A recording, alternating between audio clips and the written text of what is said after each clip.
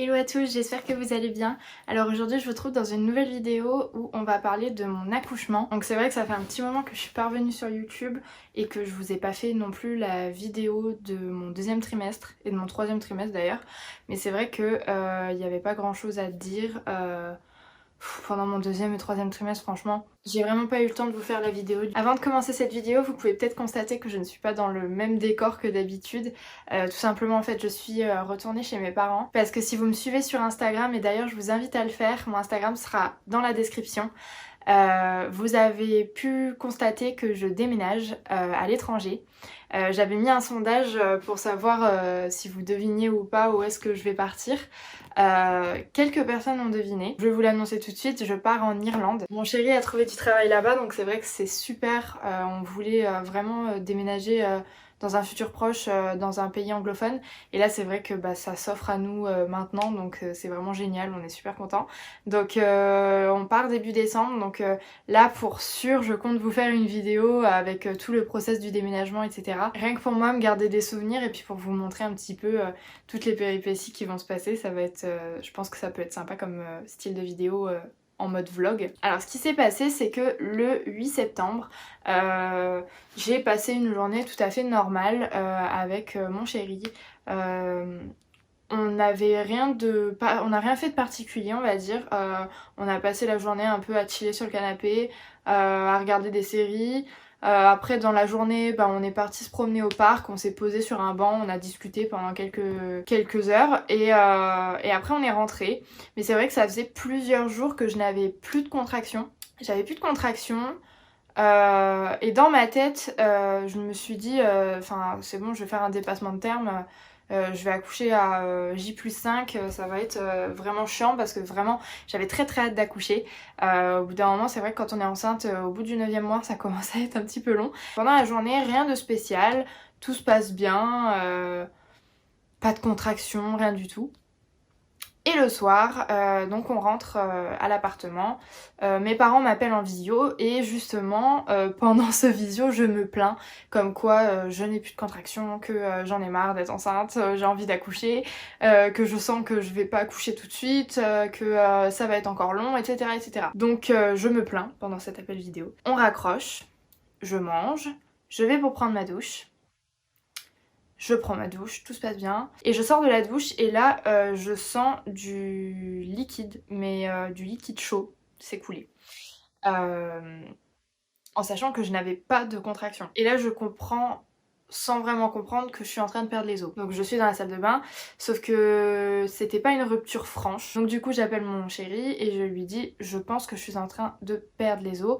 Appelle mon papa pour qu'il vienne me chercher et pour qu'on aille à l'hôpital directement. À savoir que quand vous perdez les os, vous avez jusqu'à 1 heure maximum pour vous rendre à l'hôpital parce que ça peut créer des infections, tout ça. Donc du coup, moi je n'avais pas de contraction, donc c'est vrai que je me suis dit peut-être que c'est juste le bouchon muqueux qui est en train de partir. Mais j'avais pas vraiment dans l'optique que j'allais accoucher ce soir ou le lendemain. Et dans ma tête, j'ai commencé à flipper. Parce que du coup, je m'étais pas fait à l'idée en fait que j'allais accoucher tout de suite. Parce que tout simplement, j'avais pas de contraction. Donc pour moi, le travail n'allait pas commencer tout de suite. Et la poche des os n'allait pas se rompre tout de suite. Donc c'est vrai qu'à partir du moment où j'ai compris que là, ça commençait vraiment... que j'étais en train de perdre les os, j'ai un petit peu stressé. En plus on n'avait pas fini ma valise de maternité, donc du coup pendant que mon père a fait le trajet de chez lui à chez moi, on a fini de préparer les affaires, tout ça. On a eu le temps de terminer toute la valise. Mon papa arrive, on prend les valises, on monte dans la voiture et on va à l'hôpital. À savoir que de chez moi à l'hôpital il y a 10 minutes de route. Comme par hasard, le lendemain, il y avait le passage du Tour de France qui passait dans ma ville. Et la route principale pour aller à l'hôpital était complètement barrée parce qu'il y avait toutes les caravanes en fait des personnes qui viennent, les supporters en fait du Tour de France qui étaient complètement agglutinés à cet endroit-là. Et du coup ils avaient coupé tout accès à cette route, donc on a dû faire un détour. Pas très long mais c'était quand même un peu stressant, donc on a quand même fait un détour. Pour enfin arriver à l'hôpital. Il était dans les environs de 23 h. J'arrive, on s'enregistre Et là les infirmières disent à mon chéri qu'il doit partir, il doit sortir de l'hôpital et attendre dehors, qu'on vérifie que le travail est vraiment en route ou que j'ai vraiment perdu la poche des os pour pouvoir m'hospitaliser, et à partir de ce moment là il pourra me rejoindre. C'est les mesures à cause du coronavirus, c'est voilà. Et encore je suis très contente parce que j'ai pu accoucher avec mon chéri, il a pu être là tout le long. Alors que dans certains hôpitaux, on a interdit complètement le mari d'être présent pendant l'accouchement, pendant le Covid. On me met dans une salle avec une étudiante sage-femme qui commence à me poser des questions, elle m'ausculte, etc. Elle me dit que voilà, on doit attendre l'interne en fait pour savoir si j'ai vraiment perdu les os. À ce moment-là, elle me met sur monitoring pour savoir si j'ai des contractions et pour écouter le cœur du bébé tout simplement, pour voir s'il n'y a pas de ralentissement. Tout se passe bien, j'ai aucune contraction. On attend un petit peu, elle m'explique que pour voir si j'ai perdu les os, il va falloir mettre un spéculum, etc. Enfin bref, je vais pas rentrer dans les détails. Et que voilà, on est obligé de passer par là. Je dirais 1h30 plus tard, l'interne arrive, elle me pose exactement les mêmes questions et elle m'ausculte, elle soulève le drap. Et elle me dit « Ah non mais là, pas besoin de mettre un spéculum, je le vois tout de suite, vous avez perdu les os madame ». Et elle m'explique que du coup je vais être hospitalisée, qu'au bout de 24 heures, si le travail n'avait pas commencé, on allait le déclencher. Donc à ce moment-là, j'étais déjà dilatée à 1,5, 2. Donc là on appelle mon conjoint, on lui dit de me rejoindre à l'intérieur de l'hôpital. Une personne du service hospitalier vient me chercher, on part en chambre et donc là je peux installer toutes mes affaires parce que ça sera ma chambre de séjour. Donc à ce moment là ils ont estimé que j'avais perdu les os à 23 heures. Arrivée en chambre, j'ai commencé à avoir pas mal de contractions, en sachant qu'une fois que vous avez perdu les os, vos contractions sont directement beaucoup plus fortes. Parce que c'est directement la tête du bébé qui tape en fait. Et là, en fait, mes contractions ont commencé une fois que ma poche des os était percée. Donc concrètement, j'ai eu tout de suite des contractions très très douloureuses. Je m'installe dans le lit, j'avais déjà installé toutes mes affaires, mon chéri était assis sur la chaise à côté, on commence à discuter un tout petit peu, et je sens que voilà, les contractions commencent vraiment à se rapprocher et que je commence à avoir un petit peu mal. Donc je décide d'aller prendre une douche. Je me mets sous la douche, qui me fait extrêmement de bien, ça m'a fait vraiment beaucoup de bien. Je me remets dans le lit et l'infirmière vient m'ausculter.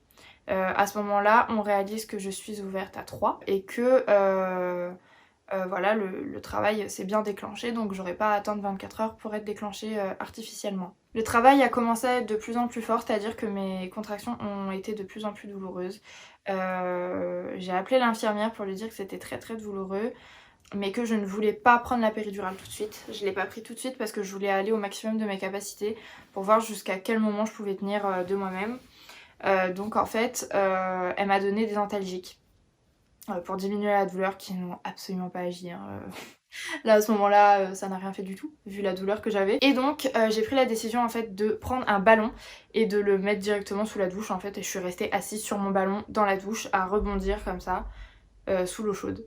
Voilà, pendant au moins 2 heures sous la douche. Sauf qu'au bout d'un moment en fait j'ai commencé à fatiguer, j'avais envie de m'allonger en fait, j'avais envie de dormir. En sachant que la nuit d'avant j'avais extrêmement mal dormi, donc là en fait j'étais limite en nuit blanche de la nuit dernière, donc du coup j'étais très très fatiguée et je voulais m'allonger. Donc j'ai éteint la douche, je me suis essuyée et je me suis mis dans le lit, et là vu que j'étais plus au chaud et que j'étais allongée, j'avais très très mal en fait. Je rappelle l'infirmière me rejoint dans la chambre et m'ausculte une dernière fois. Donc là je lui explique que les douleurs sont extrêmement compliquées à gérer. J'avais vraiment très très mal et c'est vrai que la douleur était tellement forte que je me sentais partir en fait, j'étais vraiment pas bien. J'avais l'impression que j'allais faire des malaises, etc. Donc du coup la sage-femme est arrivée. Et en m'auscultant, elle s'est rendue compte que le travail accélérait énormément. Il était 5h du matin, 4-5h du matin, et j'étais déjà dilatée à 5. Donc elle a pris la décision en fait d'appeler ses collègues en salle de travail pour qu'on me transfère là-bas. On m'a mis sur une chaise et on m'a descendue en salle de travail. Arrivée en salle de travail, mes contractions étaient vraiment extrêmement fortes.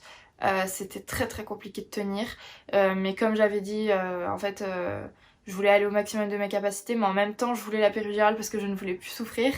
Donc c'était un peu compliqué. Donc là on a décidé de me mettre sous gaz hilarant, qui m'a fait extrêmement de bien.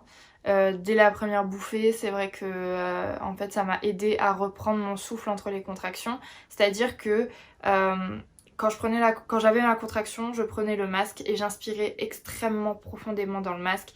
Alors la sensation que ça fait, c'est comme ça vous embrouille un peu la tête, donc c'est vrai que ça, vous avez l'impression que vous allez partir, vous allez faire un malaise, mais il faut vraiment garder le masque comme il faut, parce que une fois que votre contraction est finie, ça vous fait extrêmement de bien.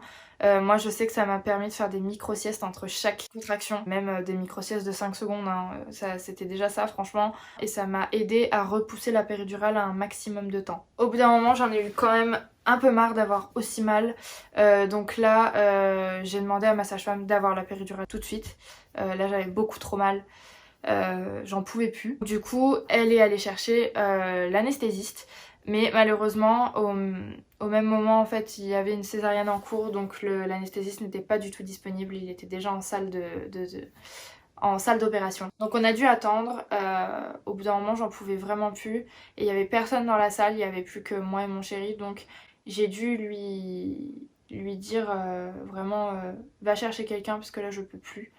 Il est allé chercher quelqu'un, mais le pauvre, enfin, qu'est-ce qu'il pouvait faire? Il pouvait pas faire grand chose. L'anesthésiste arrive avec ma sage-femme. D'ailleurs, je tiens à préciser que c'est la même sage-femme qui s'est occupée de moi du début jusqu'à la fin. Elle s'appelait Cindy et franchement, elle était merveilleuse. Elle m'a énormément aidée. On m'a mis en position pour mettre la péridurale.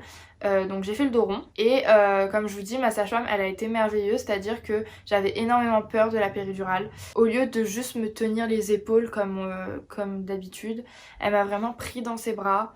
Elle avait la tête à côté de mon oreille et vraiment, elle me parlait d'une douceur et avec tellement de tendresse que vraiment ça m'a aidée à penser à autre chose, à vraiment gérer ma respiration. Elle a été d'une aide rassurante incroyable, parce que malheureusement mon chéri a dû sortir de la salle quand on vous met la péridurale. En fait faut pas que votre accompagnant soit là pour une question d'hygiène. Au niveau de la douleur, franchement c'est largement supportable. Enfin, quand vous comparez par rapport aux contractions que vous avez, franchement c'est rien quoi. Vous avez une petite décharge électrique et puis c'est tout. Donc du coup, ma péridurale a été mise à 6h30 du matin.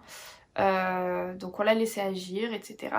Et ma sage-femme m'a dit je reviens dans une demi-heure, je vous ausculte. Arrivée à 7h du matin, donc du coup ça faisait à peu près 8 heures que j'étais en travail. Elle m'ausculte et en une demi-heure j'étais passée de 6-7 cm à 10, dilatation complète. Donc là j'étais extrêmement contente parce que le travail a été extrêmement rapide. Donc elle me dit ne bougez pas, je vais aller chercher ma collègue, on va tout installer pour pouvoir passer à la poussée. Je sentais que ça poussait énormément et j'avais énormément envie de pousser, mais je devais attendre qu'elle revienne. Elle est revenue et elle a soulevé le drap pour voir où est-ce que ça en était et elle m'a dit là je vois la tête, surtout ne poussez pas, attendez-moi, attendez que j'arrive. Elle est arrivée, on s'est mis en position, elle m'a expliqué voilà vous poussez au niveau des contractions. J'ai poussé 3 fois et ma fille était dans mes bras. C'était un moment très très émouvant. J'ai vraiment pas eu à pousser beaucoup. Et je suis contente parce que j'ai pu ressentir, en fait j'étais pas vraiment trop anesthésiée sur le bas de mon corps, donc en fait bah j'ai pu ressentir la délivrance, en fait le bébé qui est sorti de moi, et c'est vrai que c'est la plus belle sensation du monde, vraiment c'était magique, vraiment pouvoir sentir son bébé sortir et l'avoir directement sur soi. C'était incroyable. Après, donc du coup, ma fille a pleuré directement. Donc pas de souci là-dessus. Le papa a coupé le cordon. Et là, du coup, ils l'ont pris pour la peser, la mesurer, etc. Elle pesait 2,814 kg pour 43 cm. Donc c'était une petite crevette, hein, mais voilà, on n'attendait pas vraiment que ce soit un gros bébé. Et du coup, nous avons nommé notre petite princesse Kelsey. C'est un prénom que j'affectionnais particulièrement, je sais pas pourquoi, c'est vraiment un prénom qui me parlait beaucoup et je souhaitais qu'elle s'appelle comme ça dès le début de ma grossesse. Même avant qu'on connaisse le sexe, je savais déjà le prénom que je voulais lui donner. Elle est née avec énormément de cheveux, les yeux bleus, bien brunes. comme son papa et les yeux bleus comme moi. Donc c'est vrai que c'est un très très beau mélange entre lui et moi. À partir du moment où on l'a vu, on est vraiment tombé en amour avec elle. C'était vraiment le plus beau moment de notre vie. Donc après ça, on a dû attendre 2 heures dans la salle de travail pour lui donner son premier biberon et puis aussi pour l'observation par rapport aux sages-femmes. Ils doivent observer pendant 2 heures comment ça se passe. Et ensuite, on m'a ramenée en chambre. J'ai eu beaucoup de chance parce que pendant mon accouchement, je n'ai pas été déchirée, quasiment pas, j'ai eu 2 points. Donc arrivée en chambre, voilà, on m'a auscultée, on m'a aidée à me lever pour la première fois. Aucun problème pour me lever, c'était super. En fait c'était comme si, voilà, c'est vraiment comme si de rien ne s'était passé en fait. Enfin vraiment, je n'avais pas mal, j'avais des douleurs comme si j'avais mes règles. Mais c'est tout quoi. On m'a donné l'opportunité de faire une sortie prématurée parce que tout simplement ma fille se portait extrêmement bien, je me portais extrêmement bien, on commençait à avoir nos marques et franchement je suis vraiment contente d'avoir pu faire cette sortie en avance parce que on n'arrivait vraiment pas à se reposer à l'hôpital. Avec les infirmières qui viennent vous réveiller, qui viennent vérifier qu'elle a bien mangé la nuit. Enfin, voilà, c'est très très compliqué de pouvoir se reposer à l'hôpital. Arrivée chez moi, j'ai vraiment pu me reposer comme il faut et là on a vraiment commencé la vie à 3 et c'était vraiment merveilleux. Donc là actuellement ma fille a 2 mois, elle se porte à merveille et j'estime avoir eu un accouchement de rêve en fait. C'est vrai que souvent sur internet on voit des personnes parler que des accouchements catastrophiques, les accouchements qui les ont terrorisés, qui les ont traumatisés. Bah moi c'est pas du tout le cas. Et je pense que c'est important aussi de partager les bonnes expériences sur internet. Il n'y a pas que des mauvais accouchements, il n'y a pas que des mauvais après de l'accouchement. Il y a aussi de merveilleux moments et il y a aussi de merveilleux accouchements. Et moi je sais que bah tout s'est passé à merveille en fait. Je ne pouvais pas rêver mieux comme accouchement. Après voilà, il y a des personnes chez qui ça dure plus ou moins longtemps. Moi j'ai eu que 8 heures de travail alors que c'est mon premier accouchement. Alors que normalement ça prend bien beaucoup plus de temps. Vous pouvez avoir jusqu'à 38 heures de travail, 24 heures. Moi j'en ai eu que 8. Donc c'est vrai que, enfin voilà... je ne me plains pas, j'ai eu mal, oui, pendant mes contractions, mais ça a été supportable. J'ai eu une péridurale qui a extrêmement bien marché, je n'ai pas été déchirée, enfin voilà, je pense que je ne peux pas me plaindre de mon accouchement. Et il y a des personnes qui vivent des accouchements pires que ça, des violences gynécologiques. Ça aussi, il faut pas l'oublier que dans certains établissements, la violence gynécologique existe et est bel et bien présente dans notre monde. Et moi j'ai eu la chance, je vais dire la chance, mais voilà, ça devrait être normal partout, de ne pas en subir. Donc voilà, j'espère que cette vidéo vous aura plu. Si jamais vous avez des questions, n'hésitez pas à me les dire en commentaire, j'y répondrai avec grand plaisir. Et encore une fois, n'hésitez pas à vous abonner à mon compte Instagram qui sera dans la description. Et voilà, en attendant, je vous fais d'énormes bisous et je vous retrouve bientôt pour une prochaine vidéo.